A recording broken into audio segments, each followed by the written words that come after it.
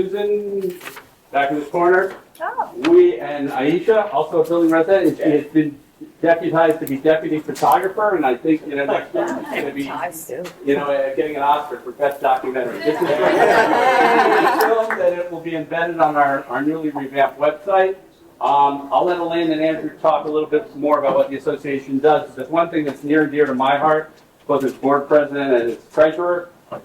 It's trying to reduce trash, and I'm pleased to say, as of the last couple of days, partnering with the association at Evans Tower, there will soon be 2 high-capacity Big Belly cans that are going to be on our plaza, co-sponsored by Evans Tower and East 86th Street, which will help reduce labor in our building in terms of cleaning the plaza. And we also want to thank the Park Lane Towers, the Jefferson's building, as it's better known. They're going to be taking one of the cans, so they're moving on up into the trash world. And we're hoping to get other buildings interested to maybe gradually replace some of the kind of sort of tired green cans that were all adopted just nearly a decade ago. And so... I hope the candidates are listening to that. Yes. Whoever wins gives us a big grant, but we are a nonprofit, so come to our website. If you like our trash cans, help donate. We also have cleanups, and I'll let Andrew and Elaine talk a little bit more about that. Elaine? Thank you, Tom. And I want to appreciate everything that Tom has done for the association. He's taken a big load off my shoulders by being the treasurer, because I don't have to do that job along with being president. I want to welcome you. I want to thank you for the opportunity to co-host with Evans Towers tonight's forum.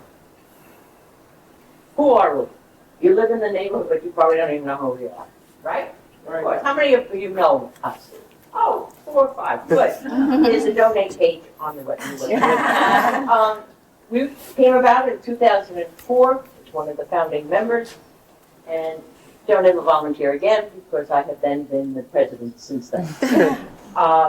What do? We do advocacy. We've done research on the needs of the community, both retail and in the social service world. We do and pay for extra sanitation in the community. You see the people with the green greenkeepers vests. That's our people from the West Side who we hire and have been proud to partner with them for years. We also do horticultural, and Andrew does manage that piece of it with Susan, meaning clean the tree pits, plant the flowers or the bushes. We've given up our flowers. They can stay, they can walk away with people. So we do that. We advocate for issues related to vendor enforcement. You know how bad that is around here.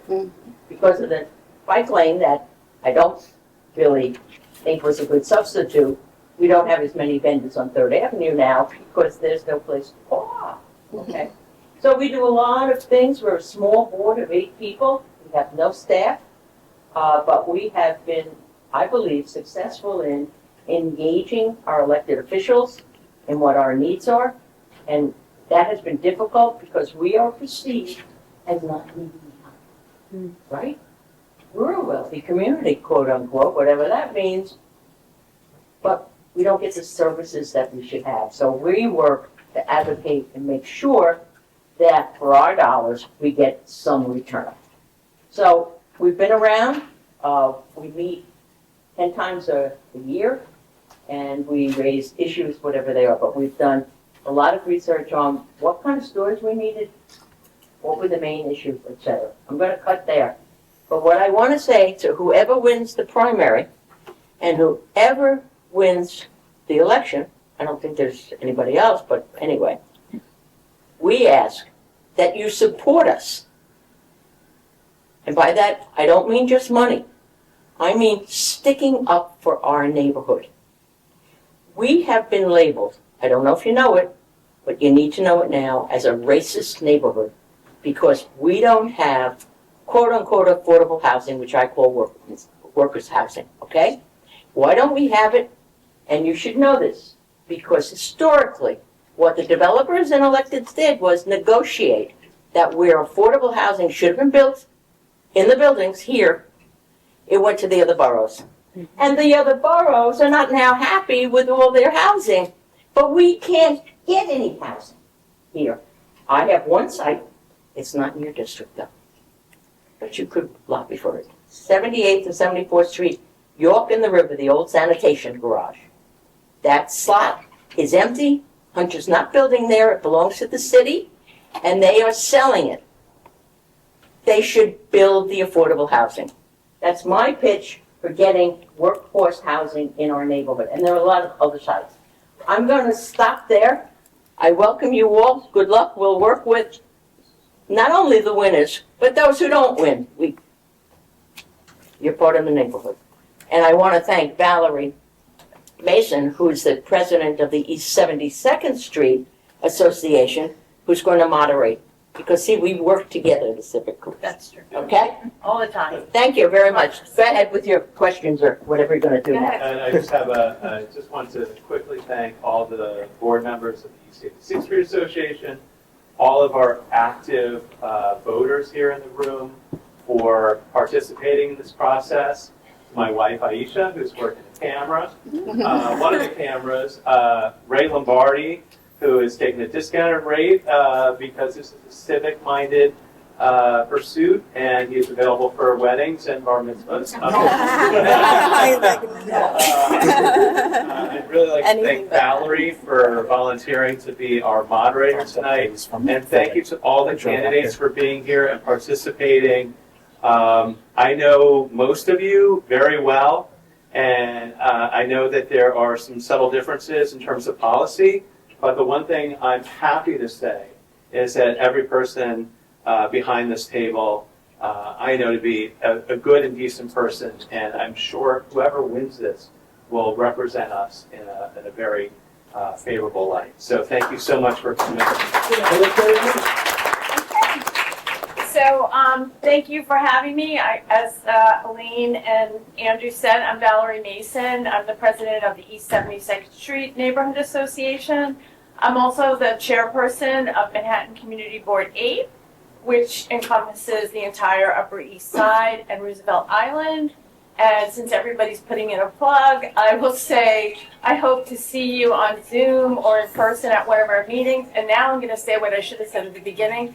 Please take your phones and turn them off, okay? Or put them on vibrate. Because the candidates will see that as a stop of talking. And so we only want one bell to We're all govern that. racehorses. That's the only thing we know.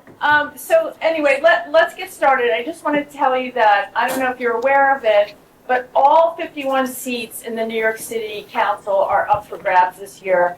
Only 10 are contested. Council District 4 is one of those districts. It's a very unusual district because it covers 4 neighborhoods. It covers Stuyvesant Town, Peter Cooper Village, Murray Hill, Kips Bay, Midtown East, and our fabulous Upper East Side. So it's a very difficult district to represent because there are various neighborhoods. So I will just say at the outset, some of the questions will be general, and then some of them will be specific to the Upper East Side, because it's not that we don't care about Murray Hill. We don't. But,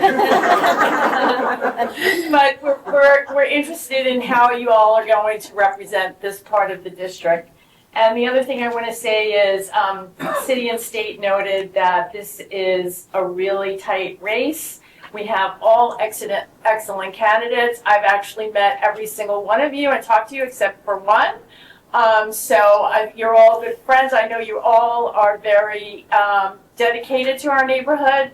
And I'll just have to echo Andrew and Elaine and say there aren't going to be any non-winners. I mean, I really don't believe in that as a concept for kids, but in this case, I think everybody's going to benefit from it. So how we'll start this evening is we'll start with Ben and we'll go all the way down the line, and you'll have 2 minutes to introduce yourselves to the group, and then we'll start with the questions. I'll be banging at 90 seconds. Oh, 90 seconds. Okay. Double thinking. Okay. Tell me when you want me to start. Ready when you are. Okay. Hi, everybody. My name is Ben Wetzler. I grew up here on the Upper East Side. I served as one of the neighborhood's Democratic Party district leaders for 6 years, and I am here tonight because I am running for New York City Council, and I'm hoping to earn your support.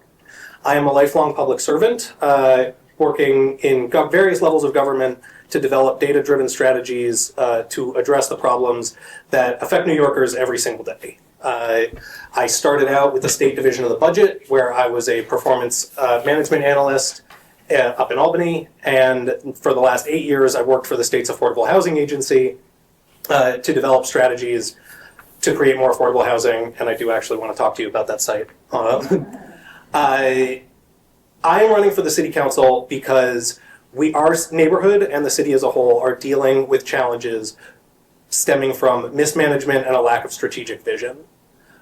The government reacts to crises rather than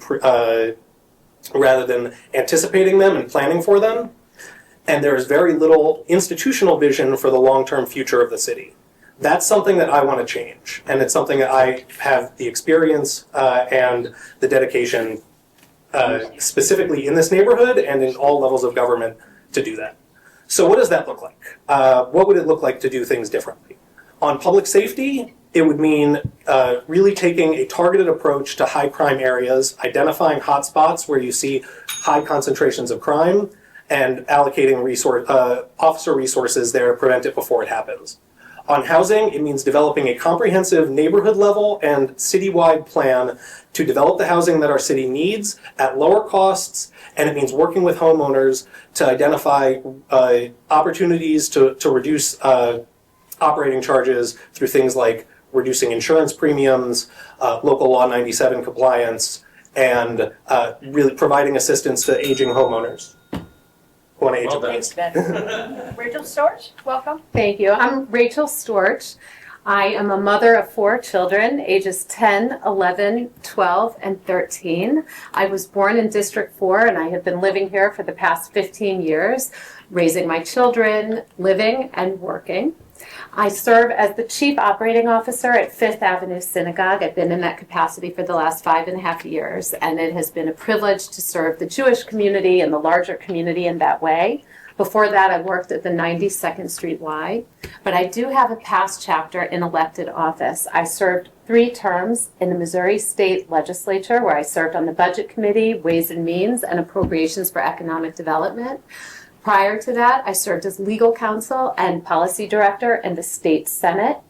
Before that, I served as deputy chief of staff for United States Senator Jean Carnahan, and I started out my career as a legal aid attorney with a focus on Medicaid and access to health care. I am eager to bring more than 25 years of experience managing a major nonprofit in Manhattan, working at the federal level, serving in office at the state level, and my background as an attorney to bear on the issues facing the city today. Today, it doesn't take more than a walk down the block to understand that the city is off kilter. Crime has spiraled out of control. We have e-bikes flying down not just the streets, but the sidewalks, illegal weed shops all over the place, retail theft that has meant we stand in front of the case waiting 5 minutes for our deodorant, and epidemics of mental health and homelessness that have not been adequately addressed. These are problems with fixes, and I'm eager to take my past experience and put it to work for you and your families. I'm raising my 4 kids here, and I want the city to be as great for them as it was when my great-grandparents came here many generations ago seeking a better life for their own children. Thank you. Virginia Maloney. Hi, everyone. Thank you for having us. I'm Virginia Maloney. I'm a native New Yorker, and I grew up just a few blocks away from here. So my childhood was spent on 86th Street, and I'm really grateful for all of you for being here tonight and seeing so many people engaged. I grew up in a family where public service wasn't just a value, it was a way of life. My late father served in the U.S. Navy. He was on the board of Civitas, and he ran the New York City Marathon 20 times, teaching me the importance of persistence and hard work. And my mother inspired me and women nationwide with her trailblazing career. And for me, public service has been a value and a thread throughout my entire life, bridging the public and the private sector. I worked for Mayor Bloomberg to create jobs. I worked in DC to give oversight to federal agencies and programs like the high-speed rail. And now I work in the technology sector, where I've built and launched tools to help the blind and vision impaired. I have experience taking complex concepts to real projects, difficult challenges to real-world impact, and that's exactly the approach I would have on City Council, working for all of you for a better New York. I'm running on a platform of an accountable government that is more transparent and delivering real results with our $110 billion budget, an affordable city that addresses the housing crisis and challenges here, a safer city addressing issues of mental illness, retail theft, and subway safety, and an accessible city where the government is working for all of us, not just for some. So let's get to work. Thank you for having me. Okay, Lucas Flores? I'm not. Florzak. Sorry. Good evening, everyone. I do have a little jet lag. That's so- fine. No, you get used to it. It's very simple. I'm the only veteran in all of New York City running for local office. That's the main reason that kind of drove me into wanting to run in the first place. There's 250,000 veterans that live here, but for the last 10 years, there's not been a single veteran in office. The Department of Veteran Services that deals with, the almost 250,000 vets is the least funded department in the city council. And last year, I really saw that it needs at least one veteran to help. That means homelessness, access to better health care, all sorts of things. Now, when it comes to the Upper East Side and District 4, I've lived here as long as I've been a New Yorker. I did not grow up here. I grew up in Los Angeles. My background is in music composition. I've been a musician basically all my life. I used to write music for the movies, briefly a little bit. And when ISIS got big, I joined the Marine Corps. Getting out of the Marines, I knew that there were issues in this country. I knew that there were issues across the world, and I had to be a part of it. And I've always wanted to be a New Yorker, and through the GI Bill, I was able to move here and study politics and get into local situation. I'm running on a platform of public safety, public education, and an increased importance in the arts. Now, throughout the next 2 hours, I'm going to get into detail into these things, but briefly, those are the three main things that I'm going to be talking about. And the 15 points that I've created over the course of the campaign to really hone in on these issues. Thank you. Okay, Faith Bondi, Sure. welcome. Thank you. Good evening, everyone. I'm Faith Bondi. I am a lawyer, a community advocate, and a public school parent. I'm the president of the Samuel J. Tilden Democratic Club. I've been an officer and volunteer with the East 60s Neighborhood Association, the Sutton Place Parks Conservancy. I've served on 2 PTAs in the district. Sorry, that's my daughter.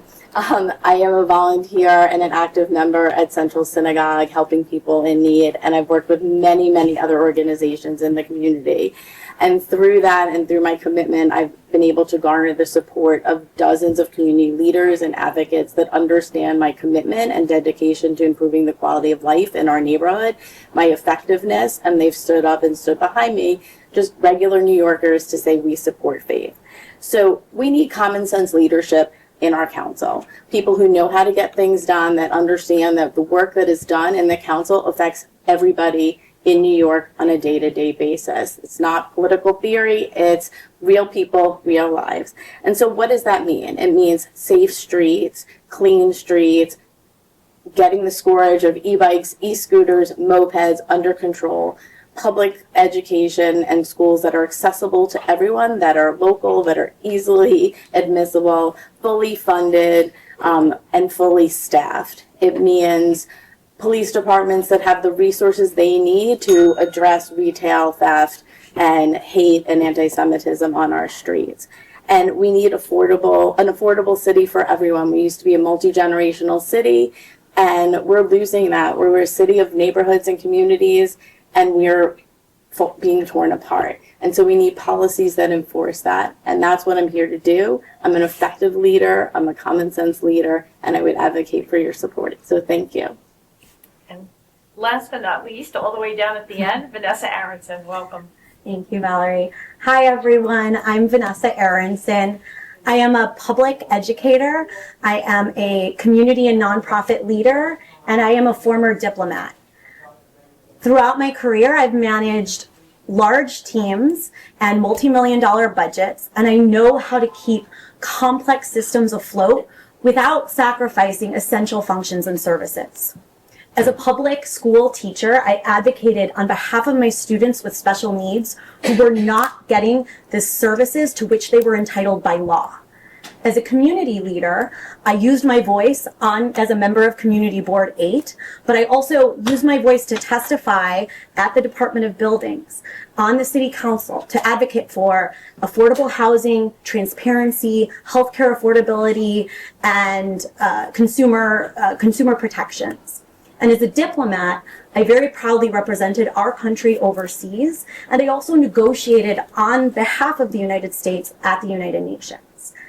With especially high stakes for our city right now, we have an affordability crisis, we have a housing crisis, we have a mental health crisis, we have inaccessibility all across our city. I believe that you deserve a city council member who will not be afraid to take bold action. And I am the candidate that you can trust to stand up for leadership in this moment. Our coalition is supported by broad stakeholders. The Home Democratic Club of this district, the Lexington Democratic Club. I've earned the ranked endorsement of New Majority. I earned the endorsement of the citywide club, the Jim Owls Democratic Club, and Run for Something endorsement. Our broad coalition is big enough to support ideas and perspectives from all New Yorkers. So I'm asking you to join me as we all run together toward a city that is responsive to all of our needs. Thank you. Great. Well, as you can see, this is going to be very interesting. I think you've all mentioned this. I don't go to one meeting or moderate one meeting, or I don't go to another neighborhood and hear from somebody else. The biggest public safety issue is e-bikes. Yep.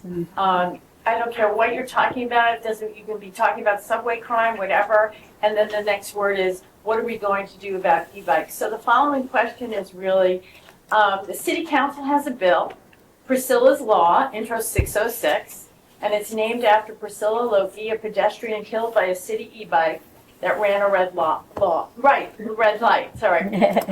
Priscilla's Law would require low or no cost registration for all motorized vehicles, e-bikes and scooters, and require a highly visible license plate. The bill has majority support. It has for 2 years now, yet the Speaker refuses to bring the bill to a vote. As a council member, would you sponsor and vote for Priscilla's Law? And I'll start with Vanessa. Thank you for the question. I know I've heard from residents of the district of a range of safety issues involving e-bikes, scooters, whether it be mopeds, riding on the sidewalks, wrong street on a one-way street, careless behavior in bike lanes. This is something that I care about deeply. I'm a mom of a 4.5-year-old, and I have a 9-month-old. He just turned 9 months old. So I'm pushing the stroller, I'm holding the 4-year-old's hand, I'm trying to cross the street. It makes pedestrians feel like we could be hit at any moment, and it's very scary. There has been some progress made on this issue. Thanks to our Assembly member Alex Boris, there was a law passed last session that was signed into law at the beginning of this year that now requires the registration of mopeds and e-scooters at the point of sale. So no one they can't even get off the premises without registering their moped and their e-scooter. And so far, it's still new. It's only the first week of March. We are seeing progress in this area, but it's not enough. We need to hold those delivery apps accountable for creating unrealistic time targets for delivery people. It's impossible for them to meet those time targets and follow safety laws or any just general safety traffic laws. So we need to hold those companies accountable. Right now, they're hiding behind those delivery workers and endangering endangering pedestrians. We still have 30 seconds. Oh, sorry. You don't have to use it. You don't have to use it. Okay, sorry. So is it still the one bell is the 30? Okay, Yeah, sorry about that. Okay, so but in the 30 seconds that I'll say to you, so is that a yes, no, or maybe on Priscilla's Law? Oh, so okay, so Priscilla's Law. Okay, in 30 seconds. Okay, so I'm happy to talk about this afterwards. As Valerie mentioned, it's had a majority sponsorship. There are reasons, I'm going to be honest with all of you, why I don't think this bill is going to pass this session. There are some people who have signed on to the bill and will say to you that they've signed on to the bill, but will also say that they know that this is not going to come to a vote this session. If it does, then we won't have this conversation. If it doesn't, I want to talk to you about a plan forward next year. Okay, speak, your turn. So, in short, yes, I would sign on to Priscilla's law as well as the law to ban e-bikes in the park. I think it's a scourge. That's the best way to describe it. And as you said, Valerie, there is no place that I go in this district, and I'm on the streets all the time, and frankly, anywhere in New York City, that this issue doesn't come up, whether it's Manhattan or even in the outer boroughs. It is terrible. It's unacceptable that people are afraid to walk on the streets of our city.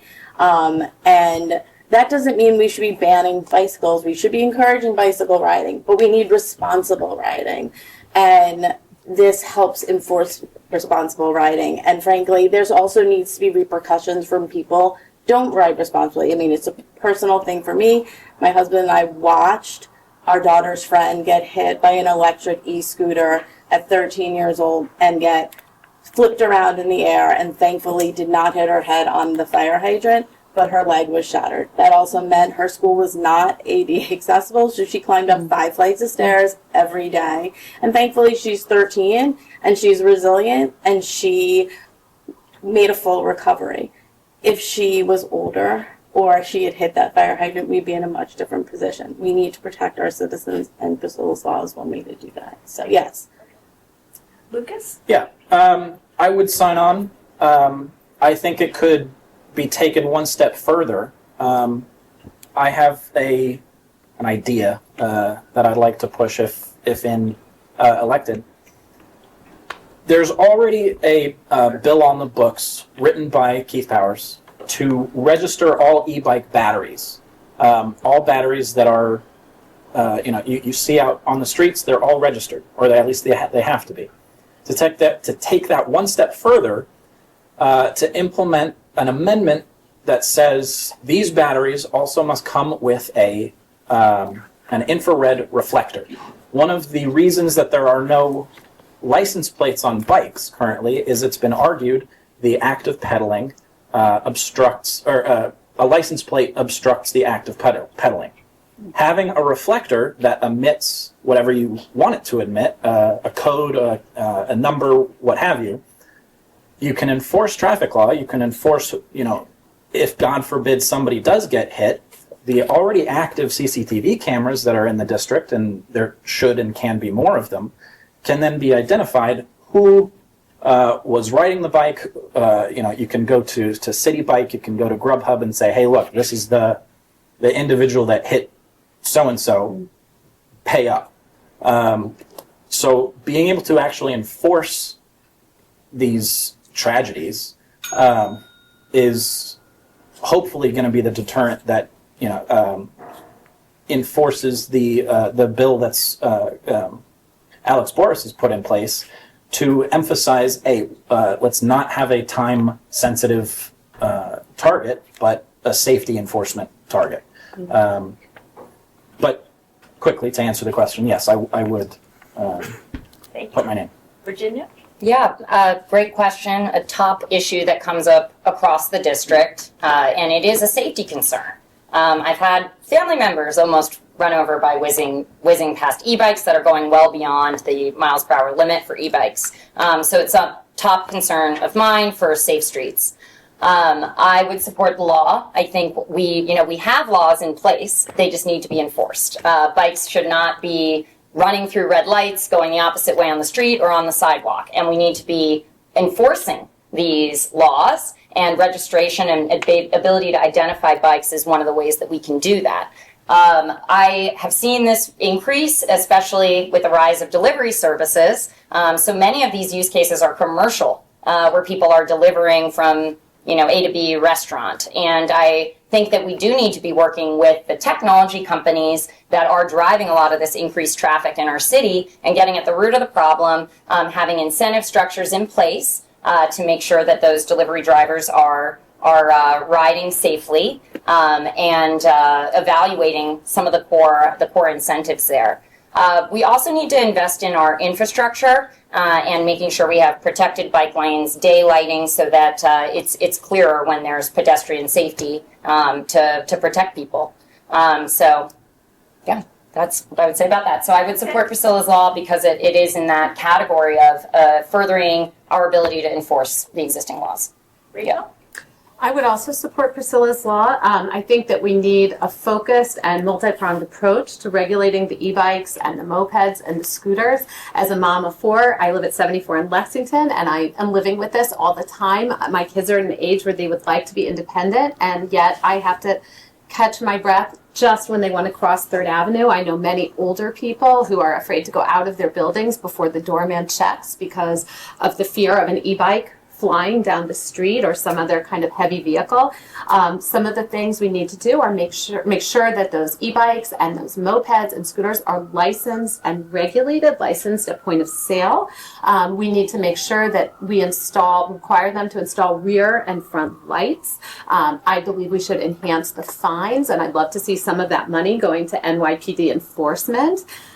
We need more accountability on the part of the delivery companies, as some of the others have mentioned. Now, in New York, everybody wants their food and they want it fast. But the reality is those companies ding those riders when they're late, but they don't give them any safety training or equipment. They are disincentivizing safe riding, and we need to call on those companies to be more accountable when accidents happen. And we need to make sure that all of these vehicles are out of our parks and greenways where people go to relax. So, again, it's not a one-step approach. We need a very thorough and comprehensive approach to doing this, but it's really critical that we do it. Okay, Ben, take her. Thank you. Yeah, like everybody else here, this is something that I've heard a lot from people around the neighborhood, is concern about failure of people to follow the traffic laws, people speeding by, especially on the sidewalks where you're not supposed to have bicycles ever. And I think when we're talking about this, the most important thing that gets lost, and we've heard a little bit about it from some of the other candidates, is the details of the enforcement. There really is a lot of low-hanging fruit in terms of ability to capture violations that are not happening right now. The 2 biggest categories of e-bikes that you see in the city are city bikes and, like a bunch of other people mentioned, the delivery apps. Every single city bike in New York City and almost all of the delivery apps have a GPS tracker, either through the person's phone or on the bike itself, that they use to these are commercial entities use to keep track of where the location of the vehicle. And that information could be, and should be, in my opinion, transferred to the City Department of Transportation and really to the insurance companies that are covering these entities to make sure that we can do enforcement. That wouldn't require any kind of licensing. That is something that they could do today, tomorrow, they could do it whenever. And you would see, I think, a significant reduction in the problem. In terms of the specific legislation that you brought up, Priscilla's law, I think it really does depend, the appropriate level of licensure really does depend on the speed of the vehicle. Mopeds right now are regulated at the state level. They are whereas, slower moving vehicles, I don't think should necessarily have to have the same licensing requirement. And just to very briefly touch on the question of whether this bill is going to come up for a vote, I personally have never found it a good reason not to take a stand on something that you don't think it's going to move forward. I don't think that the way that these things move forward is because they feel pressure from voters and they feel pressure from the community. And so while there are definitely amendments that I would want to put in before I'd be able to commit to supporting it, I think that it's important to have that conversation. Okay, great. All right, well, this next question is going to cover or intersect quite a few topics. So on the Upper East Side, in fact, next Wednesday night, if you're interested, we will begin the ULURP process for Lenox Hill's expansion project. And so the question really is, and the whole situation with Lenox Hill, is that it is a project that requires a variance because it's going to be much higher than what the zoning permits in that area in terms of both height and mass. And my question to you is, if you were the city council person, what would be your position on this project? And it's as simple, not as simple as that, but that's really the question. So Faith, we'll start with you, if that's okay. So I think generally there's no question that we need to upgrade the hospital. We don't want to be in a situation where we have hospitals closing. I know there are a lot of hospitals in the neighborhood, but we want the hospital needs to be upgraded, needs to be renovated. The question is melding the needs of the hospital with the interests of the community. And I understand intimately the concerns that are raised by the community, and really having worked literally cat-a-corner from the hospital, understand the impact that construction, as many as 13 years, are going to have on the community. And so what we really need to do, and I know there were efforts to do this and haven't necessarily been the most successful, is really come together and find a way to bridge the concerns of the community and the interests and the needs of the hospital to upgrade. And it's been done. It was done with the MSK project. And if I were the city council person who was the one who had to deal with this issue, that's really what my goal would be, was to sit together, put together a coalition of interested community members and the hospital, and basically put people's feet to the fire to get a project that can get everyone's interests aligned, that we can get the hospital working, that people aren't put out of work, that people's health care can still be met, and that there's not an unnecessary disruption to the community. Lucas? I'd like to point out first that it was said earlier that a lot of us will have similar or shared views. This is one of those moments where I don't have a ton different to say about that than what you just heard. I really believe in the collaborative effort of getting two groups of people that might not seem eye to eye and get them to, whether they like to or not.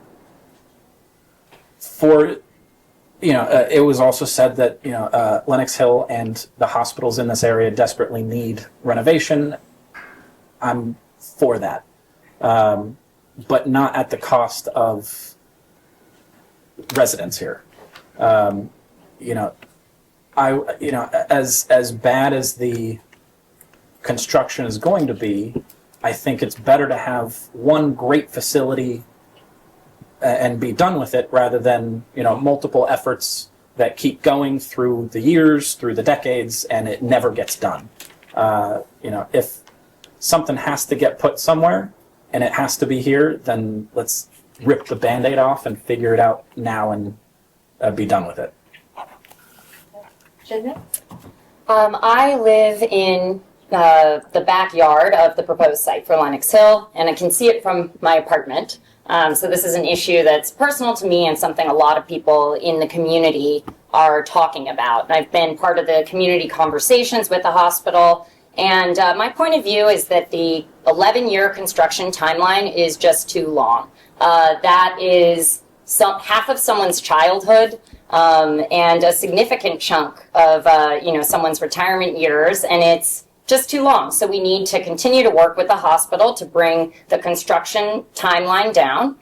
It's going to be very disruptive to the community, congestion, noise pollution, and it's the hospital will be operating during the construction. So working with the hospital to figure out a solution there. My other concern is the height, and this is something I know that Councilman Powers has been working on both of these issues, so I commend him for his efforts to work with the hospital on this. Originally 500 feet, we need to bring that down substantially. It's not consistent with the character of the neighborhood, and particular mid-block. You mentioned some of the requirements. They've got 9 zoning variants, so it's not just a slight deviation from the norm. It's a big ask. So continuing those conversations that I know Councilman Powers has been leading to bring down the height and reduce the timeline. The other point I'll add is the capacity. So as proposed, it increases capacity by 25 beds while substantially increasing the space.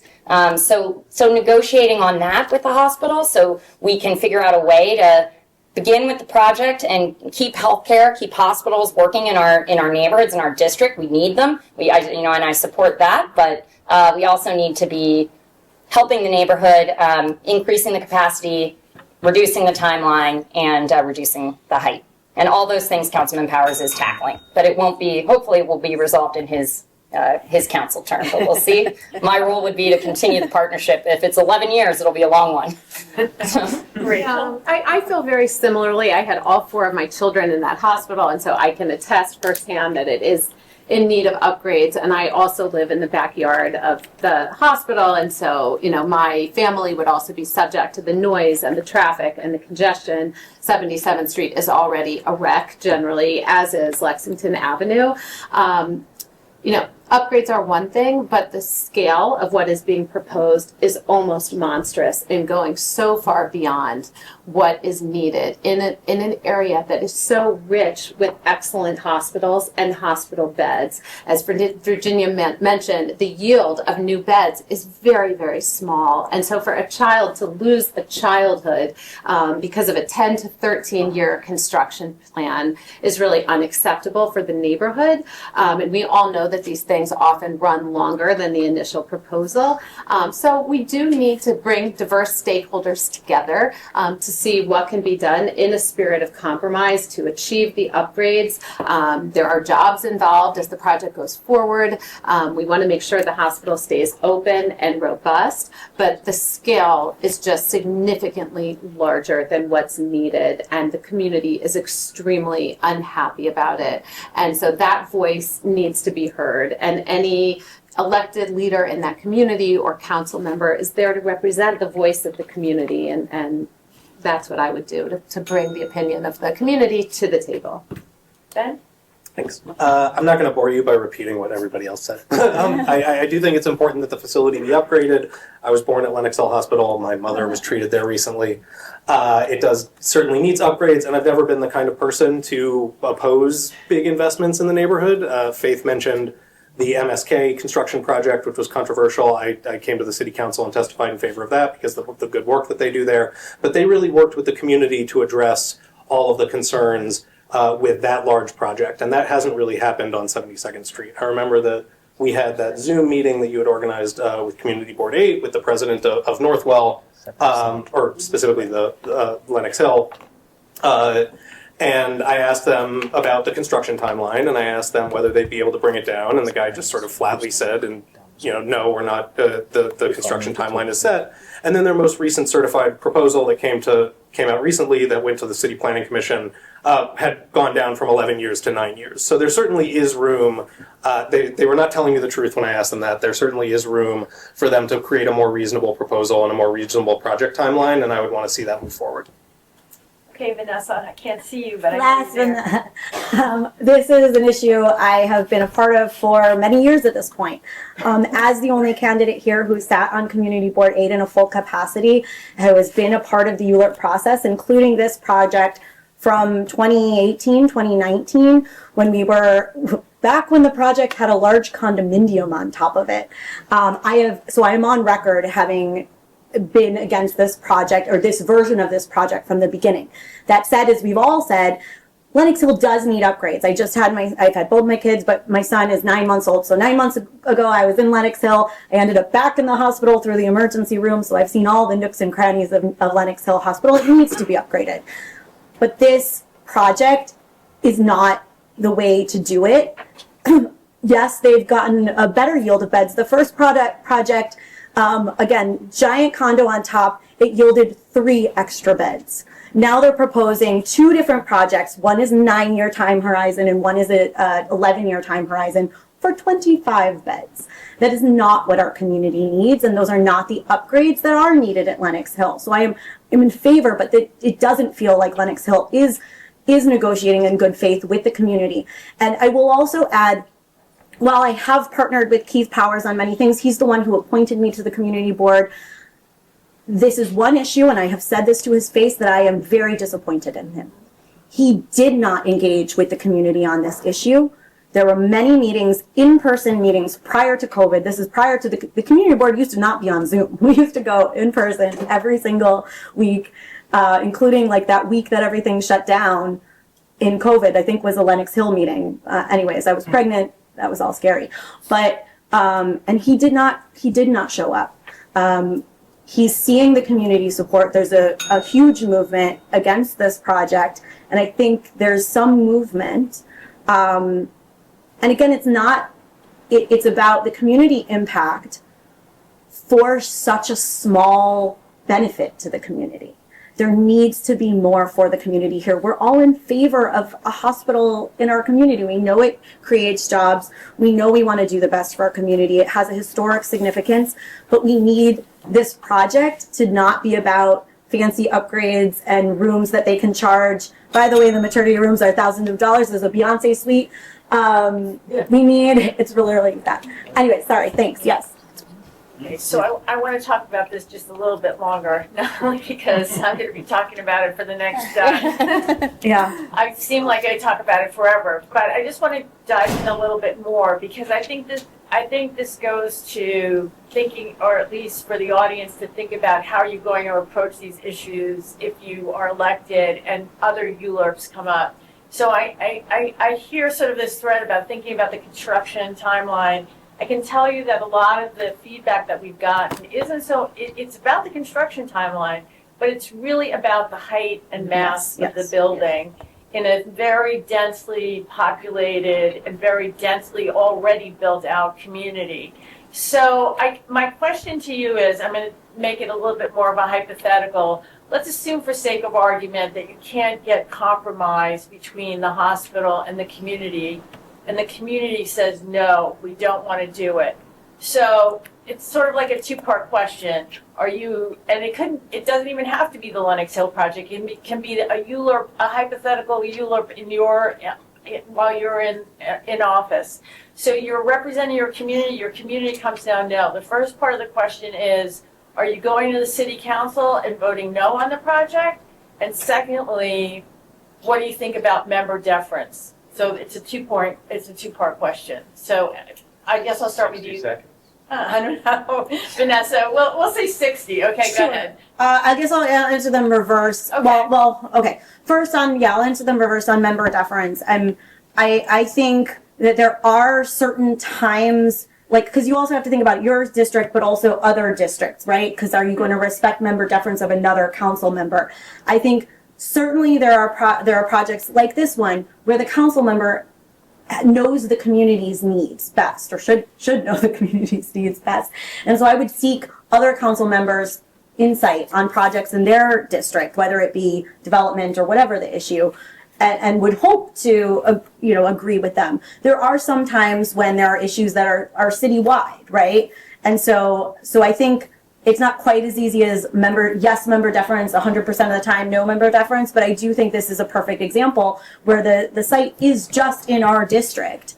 And because it's not increasing the number of hospital beds, you can't say that it's improving the city otherwise. Is that it, or do I still have 30 seconds? So there's one more thing I want to talk about, a little bit about height, because I didn't talk about height. One of the things we're seeing in the district, again, from my experience on the community board, from issues that I've advocated for, are developers looking for increase in height variances to increase towers, whether it be the hospital or not, without actually increasing the number of units that the project would yield. That's literally happening across the street from me right now. They tore down tenements. We'll talk about housing later. Thank you. Minute 30 seconds. Okay. We'll talk. I'm sure.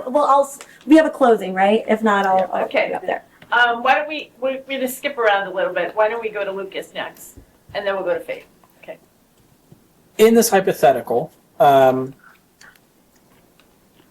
think it's important to get as much say from the community as possible, no matter what my personal opinion is on the matter.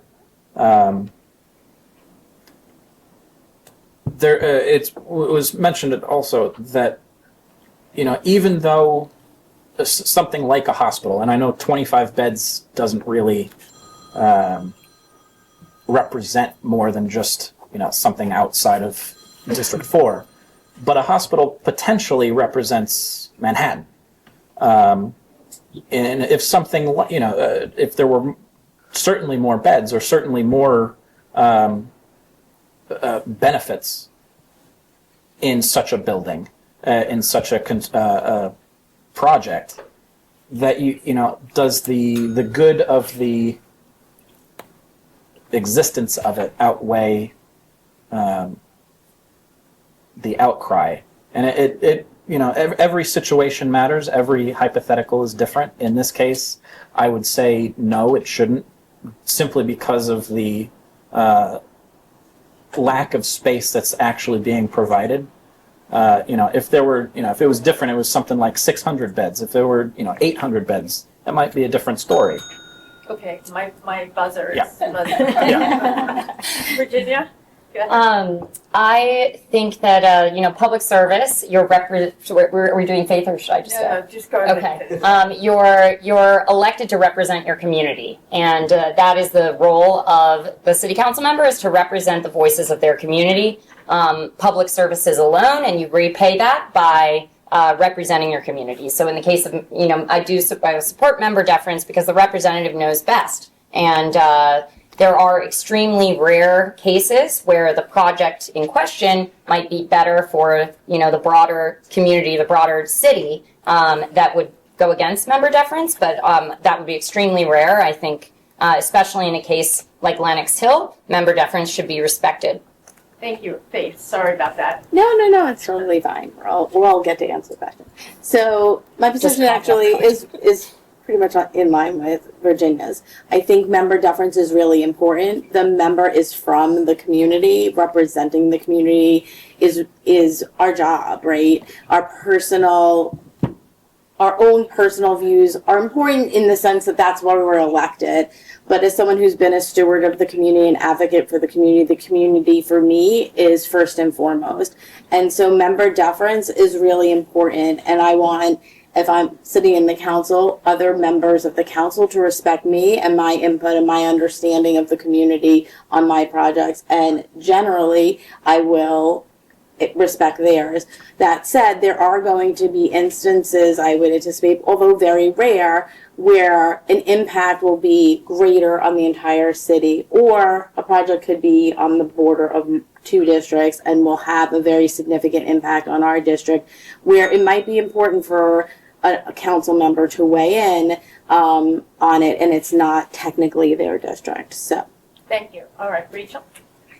So, I would say that one of my strengths when I was in office was that I was able to serve as a unifying force and not a divisive one. I think the city desperately needs that right now. In terms of member deference, I would say that I don't generally think one member should kill a bill that's broadly supported, but I certainly think that the member who represents a district should carry a lot of weight as any proposal is put forward and considered. And I agree that a city council member or any elected official is in place to represent the concerns of the community that he or she represents. And a critical part of service in office is listening to constituents, understanding what they need, what the concerns are, delving into the public policy in a really serious way, and then bringing diverse stakeholders together, both to advocate and to let people speak their minds. Thank you. Ben? Thanks. So in my opening remarks, I mentioned the importance of long-term and comprehensive planning, and I was talking about housing because that's my area of expertise, and I think the thing that where the city is failing some of the most. But it's certainly true when you look at the healthcare and specifically investment in healthcare facilities. Right now, we've got Mount Sinai Beth Israel is closing. That's right near where I live in Stuyvesant Town now, on the other end of the district. And I think if the city really were to approach this kind of thing in a more comprehensive and proactive way, you would not see these same applications coming in from individual developers who own a specific plot of land. It would be a lot easier for the city to say to a developer, no, like, we've thought this through, we put together a plan, if you're not following it, we're going to say no to you, whereas the dynamic that exists right now is it feels much more like a bargain. And I don't think that that's the way that the city council should be run. And in terms of the member deference, my willingness to defer, were I elected to the city council, my willingness to defer to other members would be how much I think they are thinking about balancing the long-term vision for the entire city with a specific location in their district.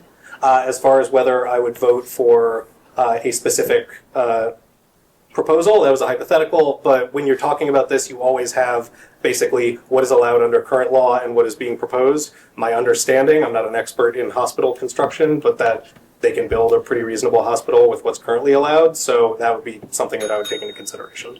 Well, stay tuned, everybody. And the more Wednesday the merrier. night, So you can participate by Zoom or in person, and it's going to be pretty interesting.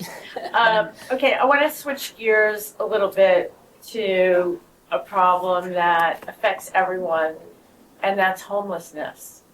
And I want to talk about it in a variety of ways, and I'm going to leave it up to each one of you to address it how you wish. I will only tell you from my experience as the president of East 72nd Street Neighborhood Association and chair of the community board. It is a crisis. It's a crisis for everyone. It's a crisis for the poor, unfortunate individuals who are living on our sidewalks. It's a crisis for everyone in the neighborhood, especially our young children. And I'll just say it right out. 311 is not the answer. And so I want to ask each of you, if you're elected, what's going to be your recommendation? If you were the speaker and you could bring a bill to the floor on homelessness, what would it be? And so I'll start with Lucas. So homelessness is, one of those critical issues for veterans. And, there's a lot of, like you were saying, there's a lot of ways to tackle it. One of the ideas that I have, part of this comes down to rehabilitation over just shelters. And I think there's not enough emphasis put on rehabilitation. And granted, I know there's an element to those that want it. But I think if more people who are elected who put time and energy into making rehabilitation centers and that sort of pathway feasible and not, it's just a thing that I can say to get reelected. Some of these people are my personal friends. Some of them are friends of friends. There are facilities and there are projects already in the works that just don't get the respect, or they don't get the funding, they don't get the attention that they need. There's also the element to, away from veteran homelessness, being able to place or carefully take people from public areas and move them over to places that might be healthier for them. I know at the moment there's not really an emphasis in the NYPD wanting to do these things. And a lot of it has to do with there's either no space or there's no want. Virginia? Agree, this is a huge issue and something that I've seen change in my lifetime growing up in New York. And it's clear we have a huge homelessness issue and a mental health crisis here in New York City.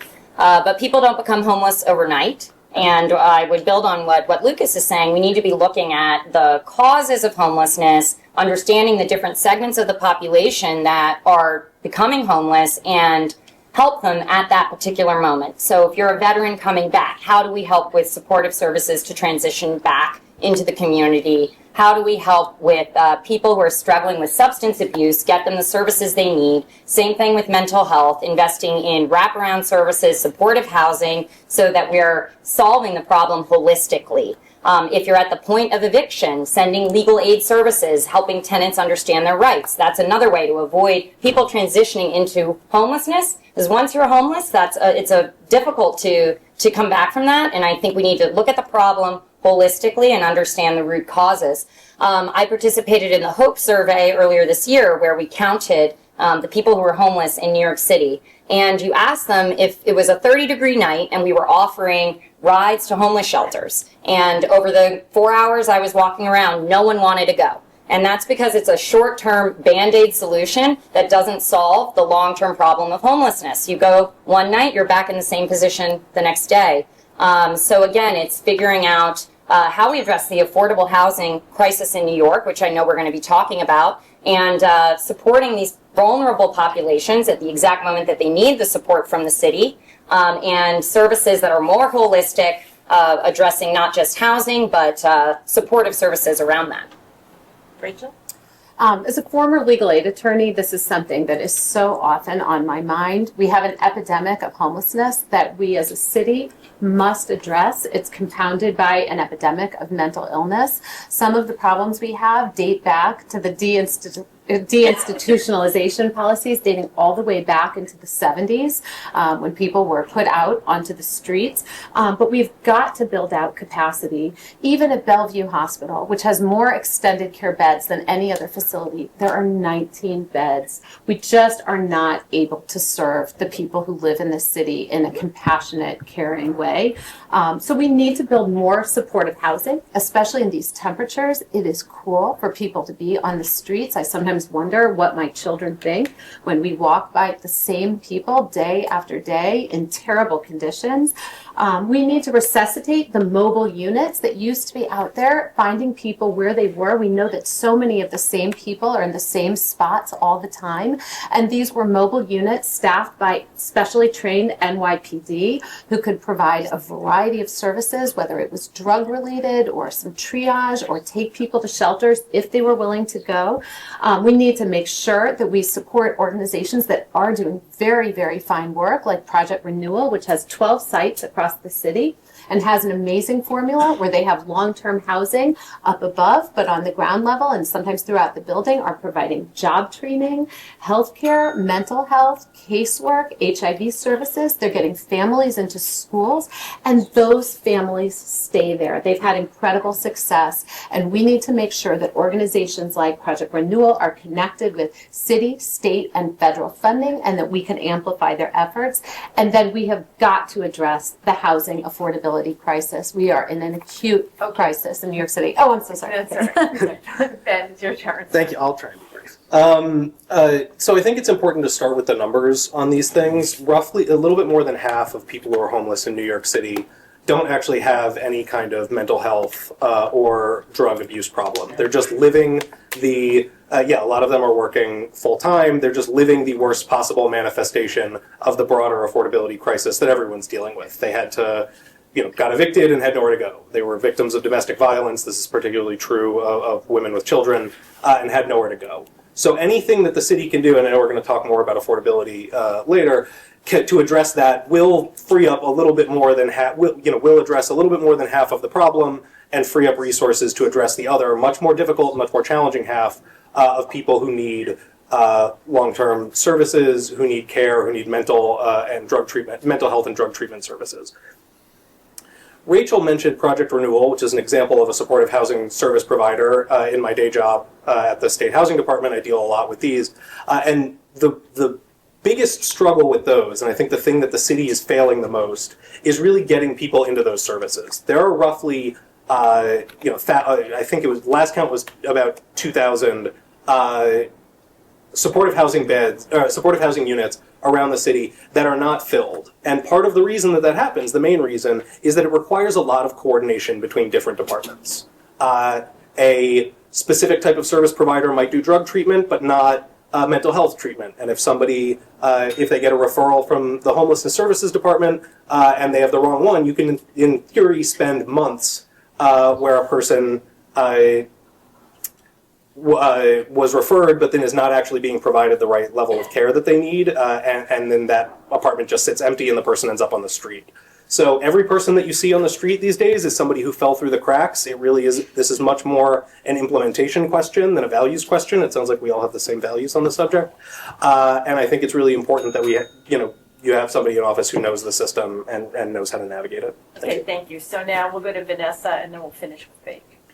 Thank you. Thank you for Ben for talking about the different types of homelessness. When I was a teacher, I had students who were experiencing homelessness, so this was something I saw firsthand. I personally believe in housing first policies, but for right now, in this short period of time, I want to address what I think is on people's minds, which are the approximately 3,000 or so people who are experiencing mental health issues, who are sleeping on the streets. I too was part of the Hope Count, and I actually was assigned this neighborhood, which was really cool. But here's what we know. We know that there's approximately 3,000 individuals. We also know that they interact with about 6 different departments or agencies, whether it be a nonprofit, whether it be a hospital system, whether it be law enforcement. And what we also know is that those systems cannot communicate with each other at all. So when law enforcement has an interaction with an individual, they have no ability to see if they were just discharged from the hospital. They have no ability to see if they were just, received a service from a nonprofit. So to me, that would be, Valerie asked about policies or legislation. To me, that would be the first step on day one. And this is actually something I don't work in technology, but I'm the senior director of strategy for a nationwide nonprofit where we actually dealt with this issue because we have shelters. This is a different type of shelter. I work for the ASPCA, but we have across the country, and we had systems that didn't interact with one another. So that would be the first thing that I would do, is ensure that let's help these agencies help themselves, right? Let's help me, help you, help them. I also just want to say, I ran for city council 8 years ago, and I was one of the only candidates talking about homelessness then. So please look up, you can look me up, you can see what I've talked about then. I do believe in housing first strategies, which have proven to be successful around the world in big cities across the world. So I didn't get to talk about that part. Okay. Thank you. Put that on your list. So, look, as we've heard from everyone, the homelessness issue is a multi-pronged issue, right? We have people who are what we'll call the working poor, who aren't making enough money to sustain themselves in a city that is becoming increasingly unaffordable. We need to make sure that we have living wages, prevailing wages in our city. It is inexcusable that we have people who work every single day and can't afford to live in our city and are homeless going to work every single day, or experiencing food insecurity, which is something that I personally have witnessed volunteering at the breakfast program at Central Synagogue. There were plenty of people who would come in the morning to get meals who were dressed in full work clothes to go to work for the rest of the day. So we need to make sure that there are affordable housing units in our city of all levels for low income, middle income, and the extremely poor, so that everyone has units, but also that those units are the right units. We can't only have studio apartments when we have families that are homeless. We need to make sure we have 2-bedroom apartments, 3-bedroom apartments that are affordable. And then we have people who are homeless for different reasons, mental health issues, experience substance abuse issues. We need to make sure that we're addressing those issues. And that we're not just addressing them in the short term, that we're addressing them in the long term. We talked about there are only 19 beds for long-term care at Bellevue. We need to invest in those programs. We need to make sure that we continue to invest them so people are getting the help that they need and the treatment for the long haul. And so it needs to be a full comprehensive approach to get people off their streets. And also the shelters are not safe. That's another reason people don't go to shelters. It's not just they'll be out the next day. They'd rather sleep on the streets. They feel it's safer to be on the street. That is inexcusable. It is a failure on the part of the city. And we need to make sure that if we are providing housing of any sort to our people, that it's a safe environment for them. Okay, well, everyone seems very anxious to talk about affordable housing. So I just want to say a couple of things, a couple of facts. The Upper East Side ranks #1 in the number of housing units lost since 2010, between 2010 and 2024. Even though we have all this development all around us, and actually what's happening is affordable housing is being torn down, and we have luxury buildings that are going up with actually collectively fewer apartments that are being torn down. So we have the City of Yes, and the theory of that is that all housing is good housing, and we need housing at all levels. And I apologize for this, but I'm going to say it anyway. It's sort of the Reaganomics of housing, like if it's the trickle-down theory of housing. That if rich people will move to even better housing, they won't want the other housing, and then people can come and use it. But here we are, 2025. City of Yes is only going to produce a certain number of houses apartments over 15 years. I'm not going to get into a debate as to what the real number is or whatever. So what can be done now to open up affordable housing in this city? And I'm going to start with Ben. Thank you. Yeah, so this is my my favorite issue. It's the thing that I talk about all the time. I don't know if I would agree with the characterization of City of Yes, because it's really the closest thing that we've done as a city to really planning for growth. I think everybody understands that when people move to the city, they need to live somewhere, and they're going to push somebody out if they don't. One thing that I do think gets lost in these conversations, and I could talk about this for hours, is that what you're saying, and you mentioned this, and it's an important point, that a lot of the new buildings that are going up are being built according to building codes and zoning regulations and architectural designs that don't really produce a lot of housing given the scope of the building. You can think about really any building built since 1980, they tend to have kind of narrow corridors with apartments on both sides, and then in the apartments there's really only windows on one side. That was a kind of obscure provision added to the building code back decades before a long time before I was born. But one of the unintended consequences of it is that it leads to a lot of taller, skinnier buildings with fewer apartments on each floor. So as we're thinking about how the city can plan for growth and how we can create housing that's more affordable, I think it's really important to look to the types of buildings that were being built when the city was really in its heyday, when we were adding tons of working families, and this was really a welcoming place for immigrants and working people, and they tended to be in smaller squatter, denser buildings where you had lots of people living in kind of family-sized housing. I live in Stuyvesant Town, on a large lot, and I would like to see a lot more of that and a lot less of the kind of skinny pencil towers. And I think that in order for that to happen, you can't do it by negotiating one building at a time. There has been a little bit of success doing that, at times, but it really has to start with the city and the community as a long-term plan. Thank you. Okay. We'll go down the road. Go ahead, Okay, Rachel. great. So the city has an acute affordability crisis, as we have referenced earlier. Median rents are over $4,000. Vacancy rates are around 1.4%. Now, New York City has always been viewed as a mecca of talent, and yet today, because of these costs, all of these wonderful people that we would want to be here making up the fabric of the city, the artists, the actors, the people who work for nonprofits, also teachers, even union workers who make good jobs simply can't afford to work in the city. There is not workforce housing. A lot of the unions that I'm sure all of us are meeting with are saying that their workers who make pretty good wages have to live outside of the city and travel in long commutes at 4 a.m. in the morning when they're not even particularly safe on the subway. So we have to keep looking for solutions.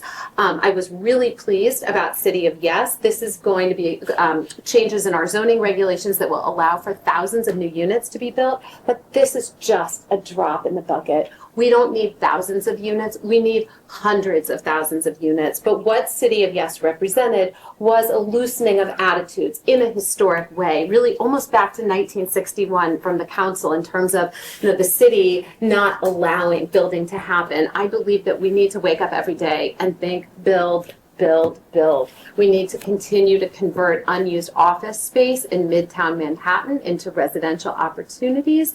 And we also need to keep an eye on insurance around providers of affordable housing because the insurance rates have gotten so high and the affordable builders are not able, obviously, to pass those costs on to lower income tenants, and they're not able to then build. So again, this is something we need a long-term comprehensive approach to, but City of Yes was a great step in the right direction. Virginia?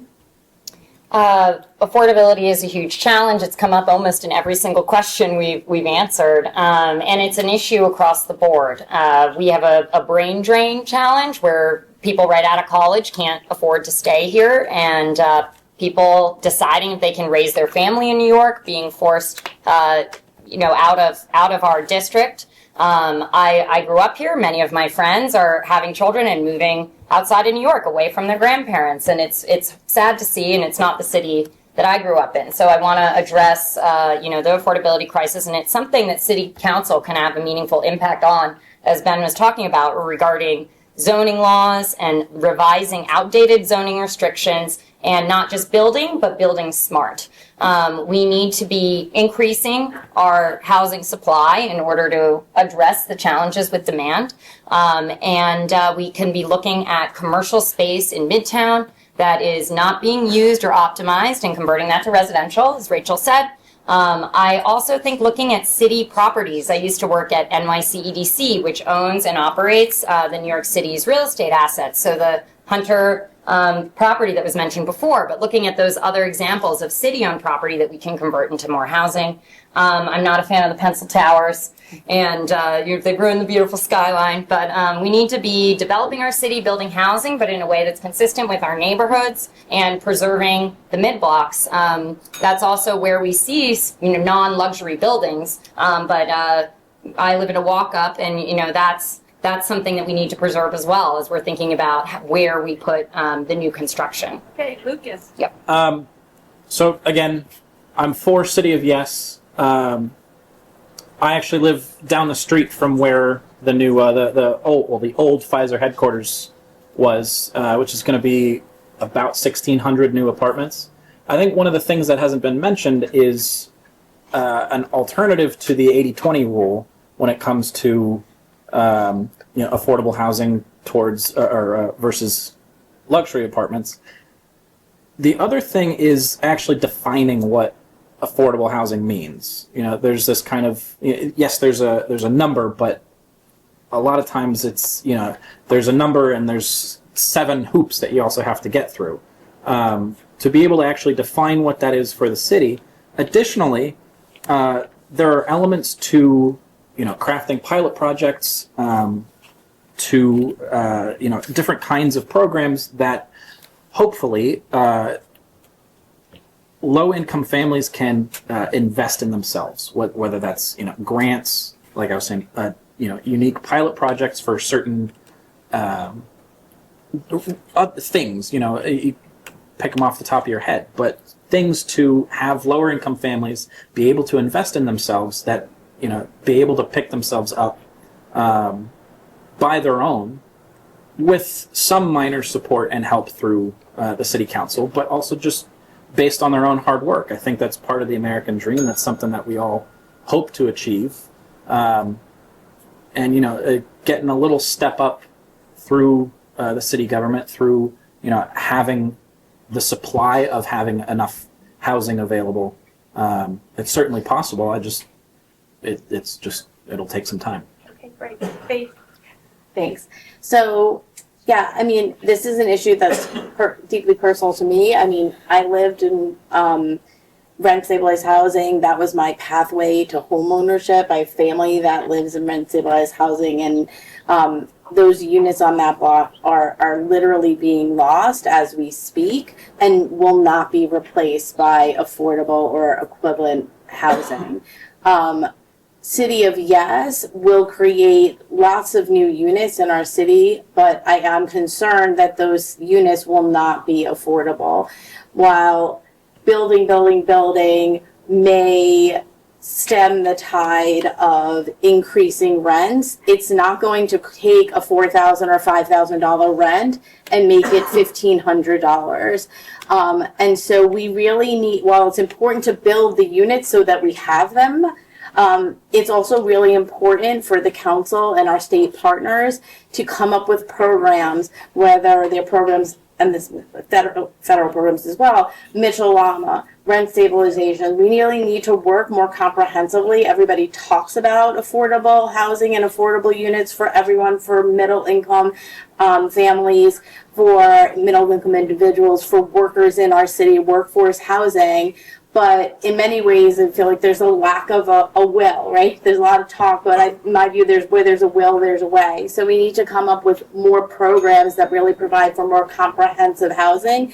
And the City of Yes, the 20% is only if you want a variance above a certain amount. And so if we just make full, only comprehensive changes that just allow building out of right. One, we wind up with towers and building in our communities that may not be in line with our communities, but also we then don't have the ability to start demanding or requesting from developers affordable units that are in line with our community values. Okay, thank you. And then Vanessa. Thanks. I have a 5-point affordable housing plan on my website. I'll just highlight a few things that differentiate me from some of the things that have been shared today. First and foremost, we need to protect the current stock of affordable housing. There have been reports that since 2019, 150,000 units have been deregulated, often illegally. So that's for full stop. We need to start there. Second, Elaine alluded to this in the beginning. We need to hold HPD and Department of Buildings accountable for the affordability that's promised in these projects that have affordability supposedly baked in. Right now, under current mandatory inclusionary housing, that's prior to City of Yes, and so this is what Elaine mentioned, you could promise affordability in another borough. And there's no one holding anybody accountable to see if that actually happens. So we need to do that. So we talked about commercial conversions. I want to talk about housing for seniors to age in place. I think that's a really important aspect that hasn't been talked about. And finally, we need to prioritize development that actually increases the yield of units. So Valerie spoke about this. I talked about this a little bit in some of my other remarks. Right across the street from me, 6-story tenements torn down so that we now have a cantilevered building. So it's not a pencil, it's a cantilever. You know, very, very creative. It has nothing to do with zoning, why it doesn't have the units. The unit across the street from me, so looks into my window, is a $12 million unit that takes up the entire floor. The top of the building is a quadplex. So that's four stories for one unit. So we need to ensure, but as city council member, I will prioritize that we are developing housing and that we're ensuring that new development does actually yield an increase in units. And so I wish City of Yes had more than one mention of, City of Yes for affordable housing had more than one mention of affordability. And I've said that to Dan Garodnick in person. Okay, great. Now we're at the lightning round. And basically I will ask a question and you can only answer it in 1 or 2 words max, okay? So the first question is, tell us the 2 most important quality of life issues in District 4. And I'm starting with Virginia. 2 most important quality of life issues? Yes. Crime, sanitation, That's retail theft. okay, that's enough. All right, Vanessa. Dog poop? No. Sanitation, That's important. but safety. Okay. Ben. Garbage on the street and the scaffolding. Okay. Rachel. Good one. Public safety and sanitation. Okay. So now this one. Now this is a quality word. Okay. I'm sorry. It's fine. Public safety. That's going to be my 2 words. Okay. And faith. Yes. Right. Sorry. So for me, it's public safety, and I would say affordability. For me, that's a quality of life issue. So now a little bit more personal. What quality of yours do you think distinguishes yourself and makes you the most qualified to represent District 4 in the council? And I'm going to start with Lucas. How many seconds? Oh, this is Oh like, man, I Oh, don't know if I one can do that word? with 2 words. Yes. What is? Come on. Lifetime service. Okay. That's 2 words. Faith. There's a hyphen. Community builder. Okay. Rachel. Experience. Okay. Ben, I was going to go with experience. you can go with that. Experience. Virginia? Experienced, homegrown, tech background. Okay, that's okay. Vanessa? Collaboration. All right. Now, I know everybody's been waiting for this. Do you support congestion pricing as rolled out? And this is a yes or no question. Okay. You say as it rolled out? As rolled out. As rolled out is doing a lot of work there. Vanessa, one word. Wow. Carve out. Okay. Ben? Yeah, if I'm only allowed one word, then yes. Okay, that was three, but okay. Bridget, let's see. Faith, No. Virginia, Carve out or needs revisiting? Rachel, Revision. Lucas. No. Okay. It wasn't this supposed to be yes or no? It was Yeah. supposed to be Oh, I yes thought or we no. got one It was word. a yes It was. or no. That- yeah. that's- I thought we that's got cheating. one word. One word. Yeah, that's true. What threshold do you define as a high earner for the purpose of raising taxes? And I'll start with Lucas. Oh. 150,000? Okay. Vanessa. I'm gonna say I don't know. I'm sorry. I want to talk about this longer. Yeah. Okay. Only one word. It's just Faith. to say individual or family. Yeah. Oh yeah. Yeah. See, yeah, Yeah. there's a lot of. Okay, well, you can say individual. I don't care. Oh. Faith. Wait, is it individual or I family? like the I'm just gonna right say, time. I don't know. I'm not gonna put a number on Okay. this now. It's New Ben. York City. Well, the city council doesn't control the city's income. It tax doesn't rate. matter. Yeah, probably talking like 300 grand. Okay. Virginia. Focus on other things. Rachel. Yeah, needs more consideration and a full elaboration on the question. Okay. It's just a number. Okay. All right. They're not going to like this next one. Oh, no. But made me ask it. Oh. Who are you supporting for mayor? Ben? I'm not answering. I haven't decided. Oh. That's 100. I'm not. Yes, I know who I'm not voting for, but I Okay, haven't. then tell me who you're not voting I'm not voting for Eric Adams. for. Okay. You can answer it one or two ways. Yeah. I don't. Okay. Let's see. Vanessa. Scott Stringer. Okay. Virginia. Undecided. Okay. Not voting for Adams. Okay. Faith. Adrian Adams is candidate. Not Okay. Have to clarify. I'm focused on my race. I'm not endorsed a candidate for mayor. Okay. Rachel. Well, candidates are still joining the race, including most recently the Speaker of the Council. So I'm waiting a little longer to Oh, see. you think there'll be more? One joined in the last 24 hours. Again? I'm not. But I'm waiting a little longer Okay. and I'm focusing on this race. All right. Lucas. Scott Stringer. Okay. Okay, so in New York City, we have ranked choice voting. Who of your fellow candidates, if any, would you be ranking number 2 in the voting booth? Rachel? I didn't know this was I going think it's a little early to make those decisions. Oh, okay, you've been in a lot of debates with these people. Okay, Virginia? I agree. I think we're months away, and there's a lot more information to get. Okay. Vanessa? I think Faith did a really good job tonight. Thank you. Okay, Faith? I'm voting myself one. Well, you can say that you're not going to vote for anybody, too. I mean, it's, So I'm voting for myself as number one, as the candidate that should represent this district. okay, that's fair. Lucas? I have a number 2, but It's a write-in? I believe in the privacy of the vote. Okay, If you want to ask, I can tell you privately. okay. Ben? Vanessa. That's great. I just want to say a little plug for CB8. We'll be having a meeting about ranked choice voting, how it works and what happens later on in the spring. So go to our website and check it out. That'll be part of our voting reform committee and charter commission. So I think that'll be helpful. Okay, last lightning round question. Other than your apartment, what's your favorite place to unwind and relax in District 4? And Ben, I'll start with you. The East River waterfront.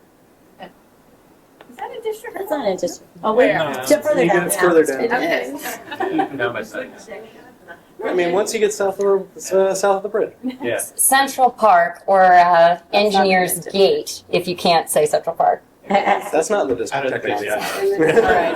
And then the entrance by the Central Park Zoo. Rachel, Coffee shops.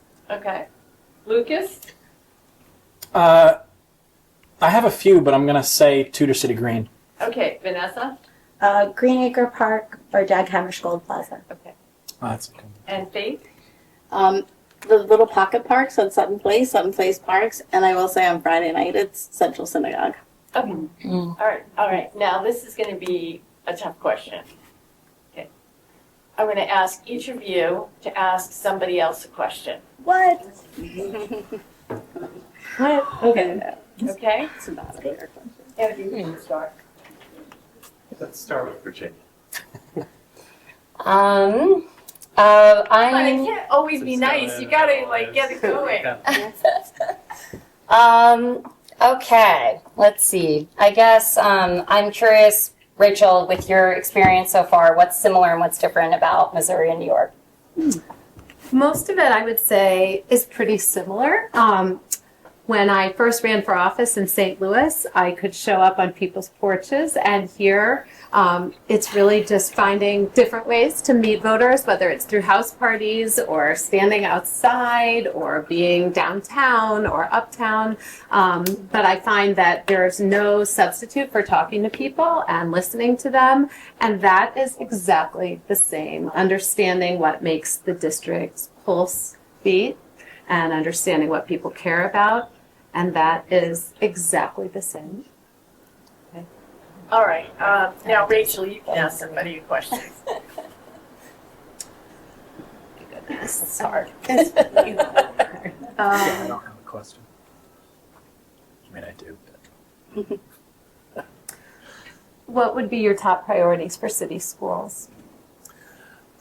So the most important things I think for the city school system are, one, we need to be investing in actual physical plant for school buildings so that we have enough space for all of the kids who really want to go here. We are blessed in this neighborhood that we have more. There are students from other neighborhoods who want to come to our schools, and it's been a real challenge for both the city Department of Education and us as community advocates and community leaders trying to figure out the appropriate balance there. We don't want to say that we're shutting down, our neighborhood and not letting anyone else in, but we do want to be providing the best school education for the children in our community. And so in order to do that, you really need to make sure that you have enough space for everybody and that you have enough teachers for everybody. Okay, now Ben, you can ask somebody. Thanks, Rachel. Again, you're like in the spotlight tonight. Okay. Was there anything about your time in the Missouri legislature that you regret now, just looking back? I loved my 6 years in the Missouri legislature. It was a privilege to serve in office, and I will carry that with me the rest of my life. I represented a district where I had grown up. It included Washington University.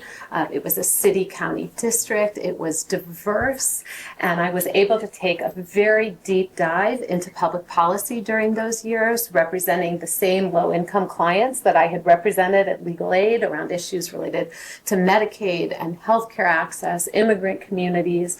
But I was also able to take a very deep dive into economic development, both for the St. Louis region and across the state. As I mentioned earlier, I took a lot of pride in being a unified force, and I had a 100% pro-labor record, but I was also endorsed by business organizations, and I was considered, I was named a legislative leader for the St. Louis Business Journal.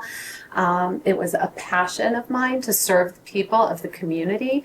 I think a career is about public service, and serving in office is a wonderful way to do it. That's a lot of stuff that you don't regret. I asked if there was anything you did. I don't know. I had a wonderful Lucas, do you want 6 years. to ask somebody a question? Yeah, Ben, I got one for you. What's up? Seeing that the Manhattan VA hospital is in our district, Yeah. what would you do for veterans? Well, the VA is run through the federal government, so the most important thing, it's not the only thing But the most important thing that I think the city can be doing is making sure that we're coordinating service and coordinating access. Right now, when I've spoken to veterans about their benefits, they really feel that the federal VA is hostile to them, that they're looking for reasons to cut people off. And it's really important that the city be providing them with the resources to make sure that they're getting everything they're legally entitled to. When I was working in Albany, like I mentioned earlier, this was my first job out of college. I was doing performance management data analysis. There is a state Department of Veterans Affairs whose pretty much only job is to make sure that people who are veterans who are returning here to New York can access the services that they are entitled to, and that they're doing that, that they're getting that in the most efficient way possible, and regarding the least amount of back and forth. And I really saw that as a customer service thing and as a public service thing. So I think that the city should, operate on the same level. Would it surprise you that there's already a department in the city? Yes, I know does that there is, and I'm saying that the city is, that the council has oversight of it and needs to do that.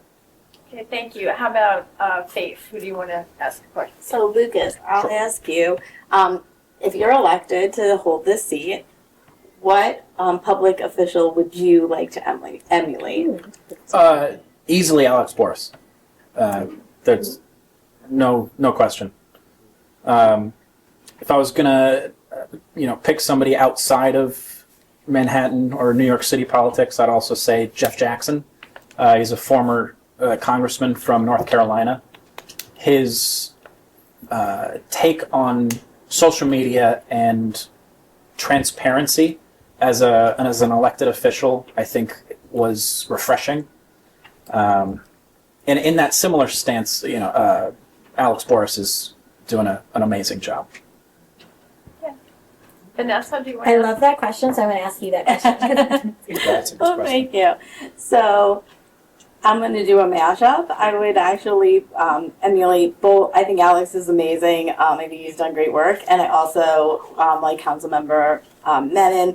I think she's got strong leadership skills to lead our council into the future and is representing our district, well, our neighborhood, I should say our district, our neighboring district really well. And thinks about the community and is able to bring people together. I think the MSK negotiation is a perfect example of that. And Alex is also very in tune with the neighborhood and the community, and it's very important to him, the issues that are affected in the community, and interacting with community members and making sure that everyone has positive experiences every time they deal with him and his office. And those are issues that are really important to me because it's important to move forward. And also, he's also a coalition builder and can work with everyone, whether they're in his district, not in his district, and even across the aisle. And so those are all really important qualities in a leader and a council member. Oh, okay, great. So now I'll give you each an opportunity to talk about the things that you've been writing in your pads. So we'll start with Vanessa at the end, if that's okay Just with like you. the wrap up? Yeah, wrap Okay. up. So you get, what are we doing, a minute and a half? Let's go 90 seconds. 90 seconds. That's a minute and a half. Yeah. Math teacher. No. Thank you so much for the opportunity to speak to you all tonight. I'm so grateful that we had this chance to share with all of you, but at the end of the day, you are all the ones who matter. It's your thoughts and opinions that I want to hear from. So I handed out palm cards to many of you when you came in. There's a QR code right here. It's actually to a survey. It's not to my website. It's to a survey where I'm asking what's important to you. I have a number of issues there, but I'd really, truly, please tell me what's important. To me, that's the whole point of being a representative. I've wanted to be a representative since I was in kindergarten. My family was not at all political. My mom, single mother, never even voted because she said it didn't matter. But my kindergarten teacher asked if anyone wanted to represent the student council, and I raised my hand. And I've been raising my hand ever since. So I really want to hear from you. I'm Vanessa Aronson. Please, please do reach out. I'm so grateful to have the chance to meet all of you. Right? As a public school parent and a decades-long community leader, I'm running for the city council to uplift our community, to improve our quality of life, make our city safe, affordable, and ensure we have the best public education system possible. You've heard a lot of great policy ideas and ways to improve and build upon the district from the candidates here. But the reason I believe I'm the best candidate in this race is because I'm the candidate of the community. I've been doing the work for serving our community on our neighborhood organizations, the PTA, and more for decades. And that's why so many have rallied around and supported me. They know my commitment, they know my effectiveness, and they know that I'm going to serve the community, fight for the community, faithfully represent this community and the interests on the council. So I would ask for you to support me in the voting booth. If you want more information, faithbondi.com. And thank you all for coming out tonight and bearing with us for so long. And listening to all that crazy one. It's kind of weird. Lucas? So I did not grow up ever wanting to represent anything or to run for office. It sort of fell in my lap last year. It seemed like there was a need for someone to step up, and I seemed to be in the right place at the right time, and it felt like more of an obligation. Some of the things that I'm running on that we didn't really get to touch on, education being one of them. Empowering religious tolerance. There's no place in the world, but there's certainly no place in New York City for anti-Semitism or any kind of retaliation based on religion. That's unacceptable. And one of the pillars of something that I would like to do in office is to hopefully correct that. Some of the other things involve the arts. I said at the beginning, my background is in music. I've represented the Marine Corps. I've represented the United States as a musician, as in various moments.